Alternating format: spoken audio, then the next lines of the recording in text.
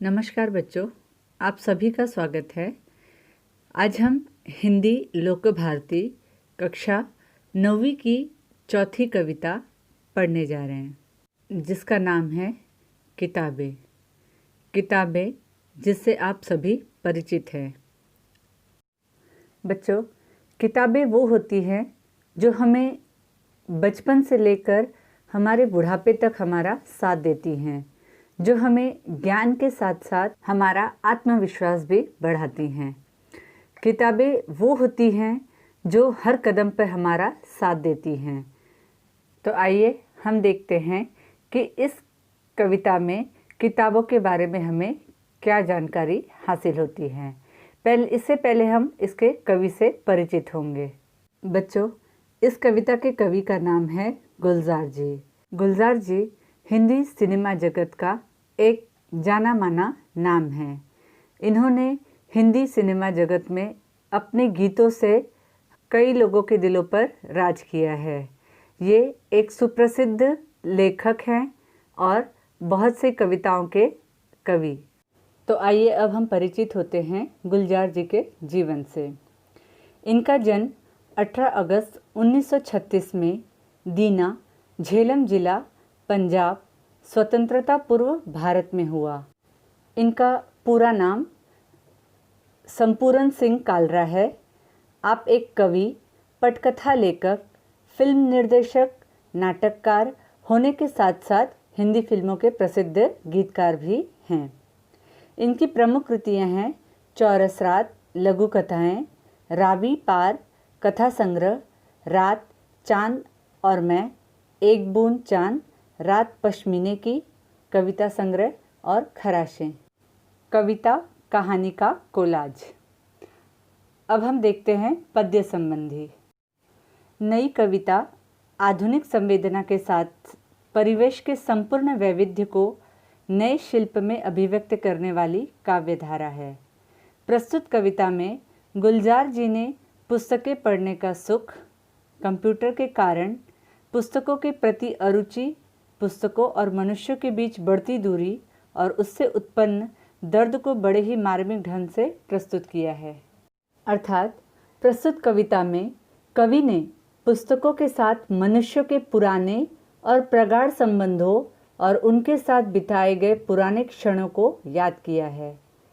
किताबों के माध्यम से रुखों और फूलों के आदान प्रदान तथा निजी जीवन में पुस्तकों की वजह से जुड़ने वाले प्रेम संबंधों का चित्रण किया गया है। इसके साथ ही उन्होंने पुस्तकों के दुख दर्द, उनसे मनुष्य की बढ़ती दूरियां तथा कंप्यूटर के कारण पुस्तकों के पढ़ने में सुविधाओं आदि का मार्मिक चित्रण किया है।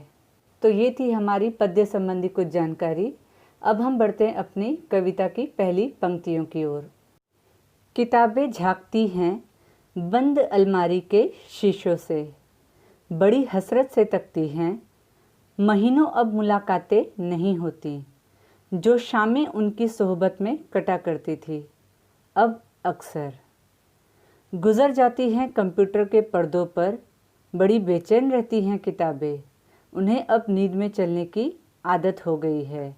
जो कदरें वे सुनाती थी कि जिनके सेल कभी मरते नहीं थे, वो कदरें अब नज़र नहीं आती घर में, जो रिश्ते वो सुनाती थी। प्रस्तुत पंक्तियों में गुलजार जी ने किताबों की मार्मिक दशा का बहुत ही सुंदर चित्रण किया है।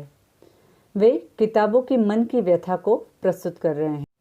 वे कहते हैं कि कंप्यूटर के युग में अब किताबों की पहले जैसी उपयोगिता नहीं रह गई है और अब उनकी उपयोगिता न रह जाने पर अपनी तीव्र मानसिक पीड़ा का चित्रण करते हुए किताबें कहती हैं कि आजकल मैं अलमारियों में भर कर रखने की चीज़ हो गई हूँ। अर्थात अब किताबों को अलमारी से निकालने की ज़रूरत ही नहीं पड़ती है। बंद अलमारी की ओर देखने पर ऐसा लगता है जैसे किताबें अलमारी के शीशों से कवि की ओर झांक रही हो। वे कामना करती हैं कि कोई आए और उन्हें बाहर निकाल कर पढ़े। कवि कहते हैं कि अब तो महीनों गुजर जाते हैं उन किताबों से मिलना ही नहीं होता।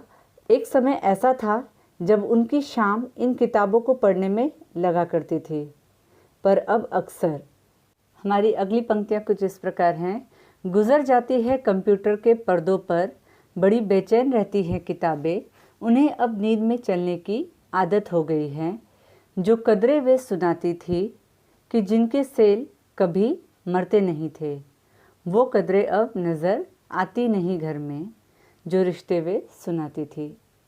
अर्थात कवि कहते हैं कि कंप्यूटर के आने के पहले उनकी शाम किताबें पढ़ने में बीता करती थी, पर जब से कंप्यूटर आ गया है तब से वे कंप्यूटर पर ही पढ़ते लिखते हैं, इसलिए उनकी शाम कंप्यूटर के पर्दों पर बीतने लगी हैं। अर्थात कंप्यूटर का पर्दा अर्थात कंप्यूटर के स्क्रीन पर। हम जो पढ़ते हैं या लिखते हैं कंप्यूटर पर, तो वो हमें कहाँ दिखाई देता है? स्क्रीन पर, जिसे हम कंप्यूटर का पर्दा भी कहते हैं।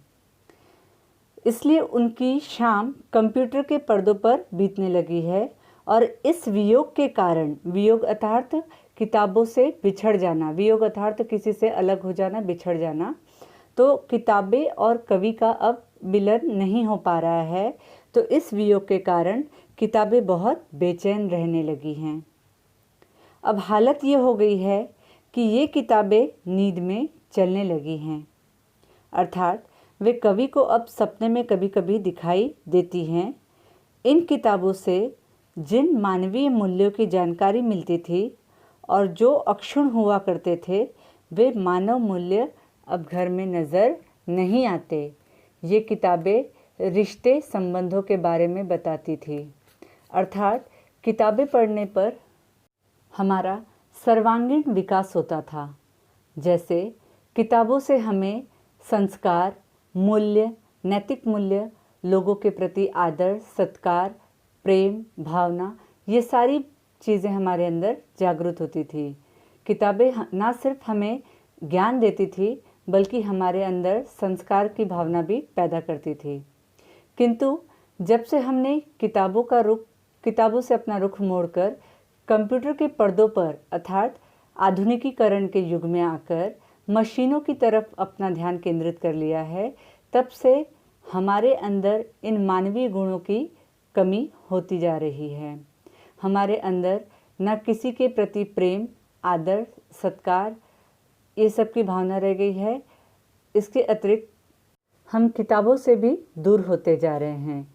यही कारण है कि अब हमारे सारे रिश्ते उधड़े पड़े हुए हैं, जिसमें कोई प्रेम, लगाव, सत्कार, भावना, ये सब खत्म हो चुकी है।